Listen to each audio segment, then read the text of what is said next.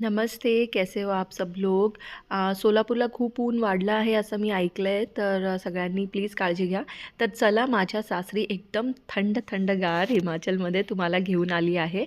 तर फार्म हाऊसमध्ये आहे फ्लॉवर, एकदम ऑर्गॅनिक प्रकारे ग्रो केलेलं हे फ्लॉवर आहे. तर आज आपण बनवणार आहे आलू गोभी। एक कढ़ाई में सरसों का तेल लीजिए और फिर उसमें ऐड कर लीजिए आलू जो काट के रखे हैं। और दूसरी साइड में हमें गोभी के पीसेस काट लेने हैं और अच्छे से गर्म पानी में धो लेना है। बेसिक मसाले जसं हळदी, लाल मिरची पावडर, धनिया पावडर आणि मीठ ॲड करायचं आहे तेलामध्ये आणि कट केलेली गोभी ह्यात घालायची आहे।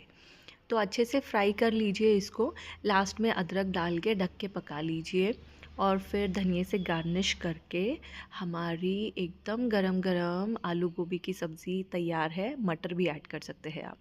तर एकदम गरम-गरम चपातीसोबत हे एन्जॉय करा देसी सब्ज़ी।